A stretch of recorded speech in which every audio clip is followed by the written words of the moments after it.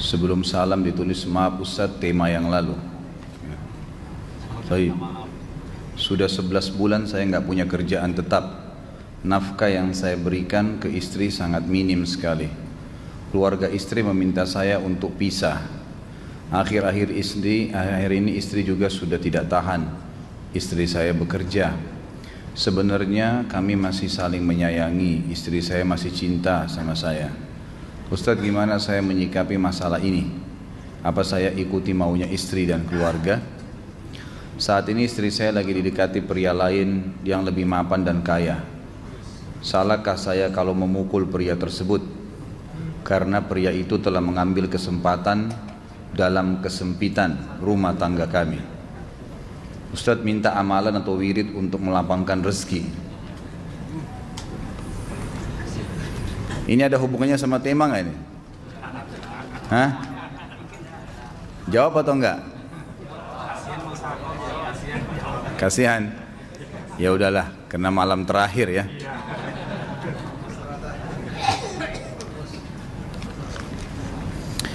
Yang pertama sekali, saya menyarankan Anda saran dari laki-laki ke laki-laki. Prinsiplah. Dan jangan merendahkan diri di hadapan wanita. Maksudnya begini, pada saat seorang wanita yang menjadi istri Anda membutuhkan Anda, tunjukkan kebutuhan kita 1000 kali daripada dia.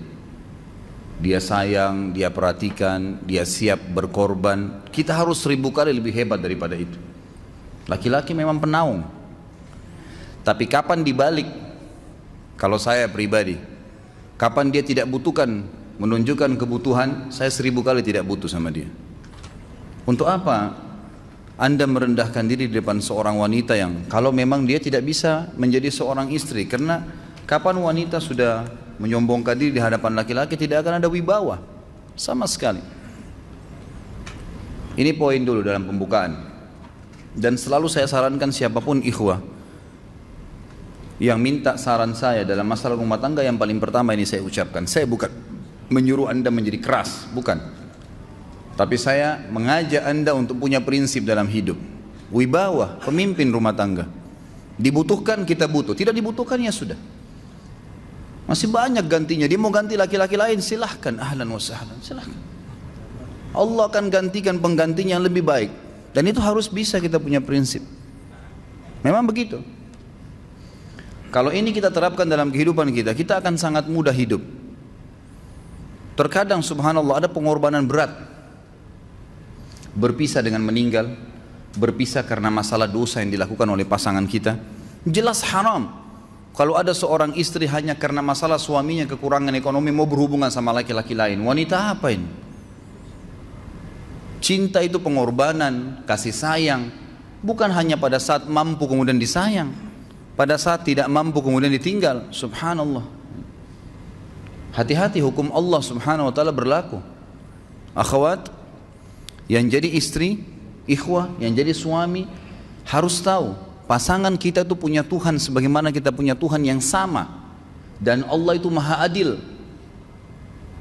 Memang dalam kehidupan kita ada naik turunnya. Dan makna cinta adalah pengorbanan. Itu sebenarnya.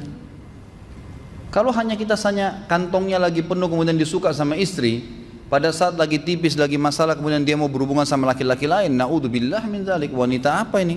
Kalau saya tidak naungin. Kalau saya nggak naungin. Kamu mau sama dia silahkan. Ahlan sahlan, silahkan jalan. Kalau saya, istri saya sangat tahu prinsip saya. Kalau kamu merasa ada laki-laki lain yang kamu anggap baik, atau kamu mau ingin memasukkan pendapat keluargamu dalam rumah tangga saya sehingga kedudukan saya sebagai suami tidak didengar lagi, silakan pilih keluarga kamu. Tidak ada masalah. Jadi jangan jadikan sebagai beban. Oh, nanti kalau pisah saya hidupnya bagaimana? Saya melarat. Ini kenapa ini? Saya mati kalau nggak sama dia, ya mati bener nanti. Gila kalau nggak nikah sama dia, gila kalau siapa ini? Ini kenapa ini? Keluar dari bingkai hidup itu. Seorang muslim itu hidupnya mulia. Dia dihormatin, dia menghormatin. Dia dihina, tinggalkan.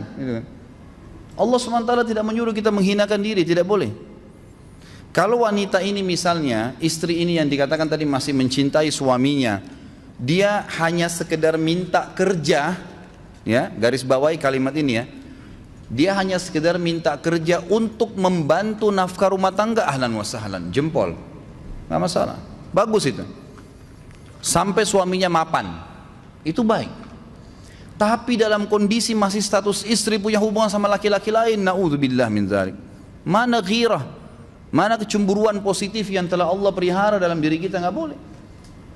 Pada saat seorang sahabat pulang ke rumahnya mendapatkan istrinya selingkuh dengan laki-laki lain, tidak disebutkan apakah berhubungan biologis atau tidak, tapi yang jelas sahabat ini sampai kaget masuk ke rumahnya temukan ada laki-laki lain. Dia bingung mau lakukan apa. Dia pergi ke Nabi SAW lalu berkata, ya Rasulullah, saya pulang rumah istri saya lagi sama laki-laki lain. Maksudnya dia pandu saya harus buat apa nih? Apa yang terjadi? Subhanallah, Sa'ad radhiyallahu anhu sahabat Nabi mulia menghenuskan pedang mengatakan, ya Rasulullah, kalau terjadi pada rumah tangga saya akan penggal dua-duanya. Dua-duanya saya penggal nih. Tapi di sini ulama bilang saat ingin menghukum kalau terjadi pada keluarganya dengan penggal ini, bukan maksudnya dia menghukum secara individu, maksudnya saya ingin terapkan hukumnya Allah, dirajam, dibunuh karena mereka sudah menikah dan berzina. Hukum Allah terapkan, kemuliaan agama harus ada. Harus begitu. Seorang istri yang mau tinggal di bawah naungan kita sementara kita sudah berkorban di bawah terik matahari, sudah bekerja, sudah memilih dia dari sekian banyak wanita, kemudian dia mau berkorban, hormatin dia, junjung dia, lindungin dia, rangkul dia, gitu kan? Bela dia, memang harus begitu. Tapi kalau masih dalam naungan, kemudian sedikit himpit masalah ekonomi lalu berhubungan sama laki-laki lain, naudzubillah, jangan dipertahankan, berbahaya sekali, gitu kan? Jangan Anda menjadi laki-laki lemah gitu. Saya kemarin ditelepon oleh 2 orang sekaligus, subhanallah. Sahabat dekat telepon kepada saya, laki-laki. Ustadz maaf mau ngomong sebentar. Baik silahkan. Ustadz saya ini, istri saya pulang ke rumah ke kampung ayahnya ibunya karena alasan mengurus ayah dan ibunya. Akhirnya saya sama anak-anak ditinggal di sini sendiri. Setiap kali saya panggil pulang, dia bilang sudahlah saya nggak mau pulang. Kalau mau nikah lagi silahkan. Dia bahasakan begitu. Bagaimana sarannya Ustadz? Saya bilang nikah lagi. Dengan tegas saya bilang nikah lagi. Kalau tidak terbuka pintu fitnah. Perempuan itu kenapa harus pilih orang tuanya? Tidak boleh secara syar'i. Nggak boleh. Sudah menerima akad nikahnya seorang laki-laki, laki-laki itu yang dinomorsatukan di atas ayahnya, nggak ada alasan. Kalau suami izinkan boleh urus orang tua, kalau nggak diizinkan tidak boleh, nggak boleh. Bagaimana dia tinggalkan suaminya sama anaknya? Kaget itu saya katakan begitu. Iya, bahkan sekarang hukum poligami sudah wajib bagi Anda, nggak boleh. Wajib sekarang. Ini ragu mau melangkah seakan-akan poligami itu dosa. Padahal dia ditinggal oleh istrinya. Bagaimana bisa ini? Ada laki-laki seperti ini nggak punya prinsip, harus melangkah. Dia sudah dapat jawaban saya dikasih. Ini Ustadz teman saya juga mau bicara, masalahnya sama lagi. Ustadz istri saya tinggalkan saya, Ustadz kayak mau menangis. Sebentar, jangan pakai nangis laki-laki. Apa ini cengeng?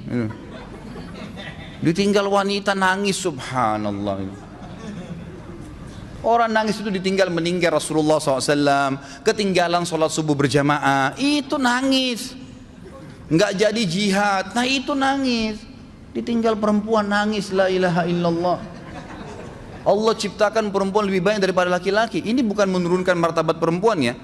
Artinya harus seorang pemimpin itu punya wibawa. Nggak bisa, kalau nggak akan dianggap remeh nanti. Istri itu dinaungin, dilindungin, dididik, diberikan haknya ia. Berikan berlipat-lipat penghormatan sebagaimana dia berikan satu penghormatan, nggak apa-apa. Tapi jangan sampai menginjak martabat seorang pemimpin, tidak boleh. Akhirnya saya sampai bilang sama dia, akhi, ambil keputusan. Kamu mau balik sama saya berumah tangga di sini, atau kamu pilih rumah orang tua kamu? Oh saya pilih orang tua saya, baik saya ceraikan kamu sekarang. Assalamualaikum, tutup telepon, selesai. Jangan lama-lama. Cengeng sekali, udah sujud sama Allah, saya masih berat cintanya Allah. Ia minta kepada Allah subhanahu wa ta'ala, minta gampang dihilangkan dari hati. Sebagaimana dia datang dia bisa keluar, gampang itu. Subhanallah ya, jangan terlalu mencintai dunia berlebihan. Kalau saran saya, Kalau istri anda ini tanya baik-baik, kalau kamu bekerja hanya karena mau bantu nafkah rumah tangga sekarang, ahlan wa sahlan, silahkan. Selama pekerjaan halal, antar dia ke tempat kerjanya. Muliakan dia, jaga, jemput pada saat pulang, anda pembelahnya, begitu. Tapi kalau berhubungan sama laki-laki, ada subhanallah suami, depannya dia istrinya telepon laki-laki lain dan dia menerima itu. Mana ini? Dalam agama haram, wallah haram itu hukumnya. Nggak boleh. Itu namanya dayuth dalam agama. Nabi SAW mengatakan Allah melaknat dayuth. Kata sahabat, siapa itu dayuth ya Rasulullah? Laki-laki yang tidak punya cemburu terhadap pelanggaran agama yang terjadi pada istrinya. Gimana caranya? Enggak boleh dalam agama Islam, gitu kan? Makanya biasakan hati kita terisi dengan cinta kepada Allah SWT dan bukan cinta kepada manusia. Mencintai istri karena Allah yang perintahkan, mencintai suami karena Allah yang perintahkan. Jadi semua karena Allah. Tidak ada kata-kata hilang, tidak ada rugi kalau kita meninggalkannya. Jadi ini hal mendasar yang saya tahu, wallahu alam. Jadi sampaikan seperti itu. Kalau wirid apa? Saran saya adalah memperbanyak istighfar kepada Allah SWT. Gunakan momen musibah itu sebagai kesempatan untuk mendekatkan diri dengan Allah Subhanahu wa taala. Begitu ya.